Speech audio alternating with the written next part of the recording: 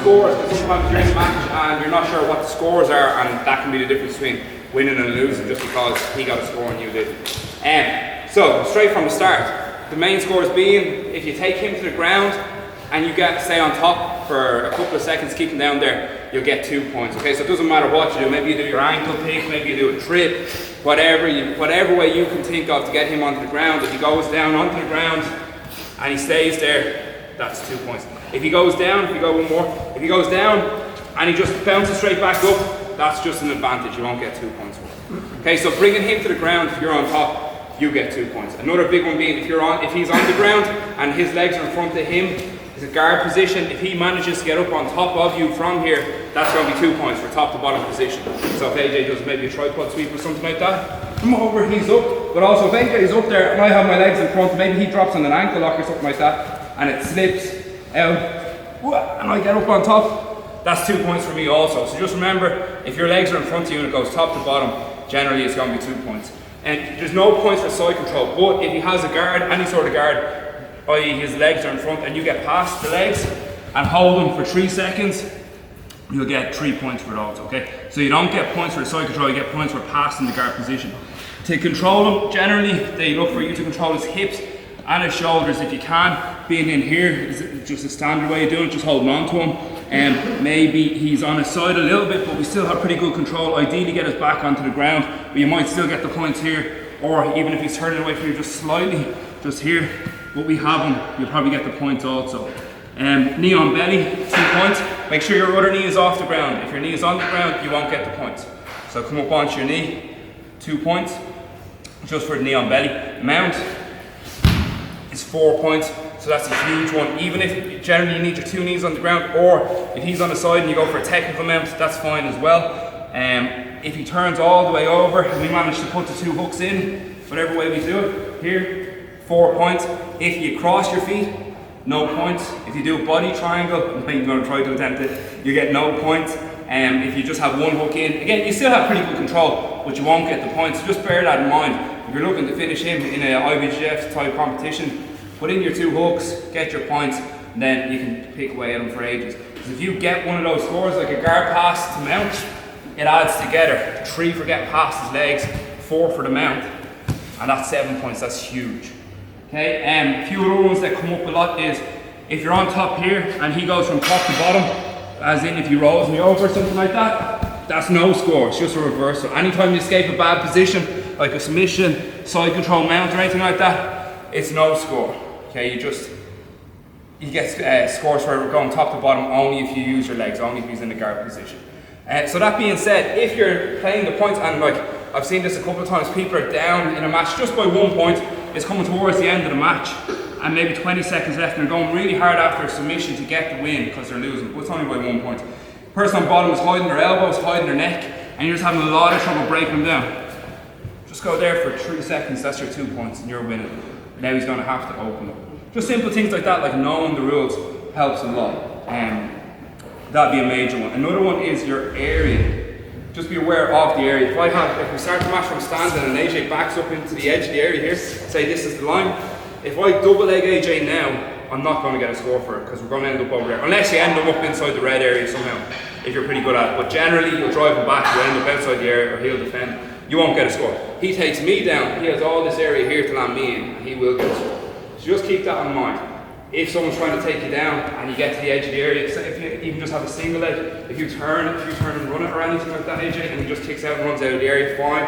Or even if you put him down, even if you put his ass down, he bounces back up and starts running, bang, bang, bang, no score. You get an advantage, but you won't get the score that you want. So that's just making sure you understand the edge, the area, and the reset. If there's a position, like if a position's set, and say if AJ's on the ground, say I took AJ down and I did get my 2 points, and I was here, you can, if the referee should reset you now. If you're getting the closed guard and set, if not, you can have a little look at him, because as soon as I stand up here and start trying to pass AJ's guard and going into this space, he starts hip escaping or butt scooting or anything like that. If I start trying to solidify the position here, you're into the other area, you probably won't get the score. So try to keep, when you're attacking, as much as possible, keep the action in the centre of the area. If you're defending and you manage to get to the edge of the area, you can just do a runner and get away with not giving the scores. Other ones, DQs. If you're in a submission, don't obviously run out of the area because you get disqualified. And when you're in a submission or a guard position, don't just lift them up and drop them back down, and you'll get disqualified as well. The reap, if you do a single leg X guard, AJ. See this one a bit, we saw that at a competition recently. If you're doing the X guard, good to keep the sole of the foot on him to make it hard for him to squash you. But also, if you go across here, it starts getting into, it's not so good for you on bottom in this rule set because you can get your knee pushed in or your foot pushed in and pressure point your meniscus, but also it starts exposing the guy's heel. So if you're doing no-gi comp, it's pretty good for sub-only rules. But just be aware that if you do this on bottom, if it goes as far as the other hip, you'll get disqualified. And at one of the most recent comps, the guy on top, I wouldn't recommend it, but he tried to insinuate that the guy on bottom was doing that, but he was just pushing the foot over himself and he got disqualified, so rightly so. Just be aware of that foot placement. If he puts it across, he'll get disqualified. If you put it across, you get disqualified. Other ones, if someone lands on you a little bit heavy or something and you go, whoa, and the referee might just disqualify, take it as a verbal tap. Or if you're in a submission and you just start making noises, don't be surprised if the referee just calls it, because they need to think your safety as well. They're just a few of the ones, so at least you know the scores. Playing the area is a big one. Keeping an eye on the scoreboard. You'd be surprised how quick the match can go. After a few minutes before you know it, sometimes you just run out of time. You're down on points. You're used to in a gym, you might have more time to get it back. When a competition, the time just runs out on you. So they're the main ones. Our grips inside. Yeah, quite often you see people grabbing inside the fucking bottom heavy AJ can't do it. Grabbing inside the trousers here, or grabbing inside the other person's sleeve. That's an illegal grip. You get a disadvantage for it. Referee will just hit it off. So if the referee sees it, you'd be much better with this grip because as soon as referee comes over and hits it off, the person's hand is free and they'll usually attack straight away.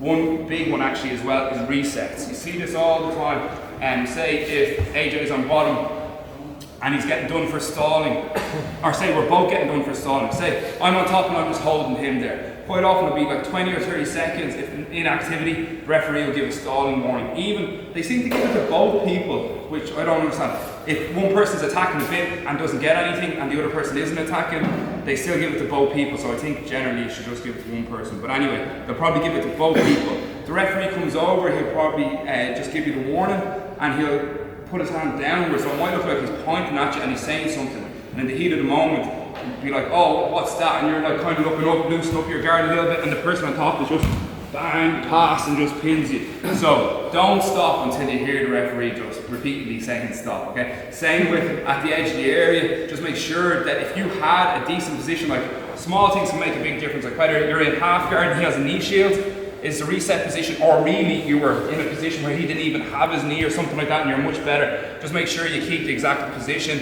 If the referee's a bit unsure, which they've seen so many matches, sometimes they forget the exact hand position, just emphasize if you really like maybe this grip or you really like a certain passing position, just emphasize the main control that you have. If you're here, just be like, I had that collar. Like, if you go back and then it goes back here and he's really good with the knee shield, it can get very, very irritating being here, as opposed to if you're really good at knee sliding and you're in here with grips that you like, that can be the end of the match for him. So it can be huge. Just make sure you get the exact same position as much as possible. And that's the main way. Don't stop. Don't stop when the referee says something, unless he repeatedly says to stop, then stop. Alright, with that being said, get into one down.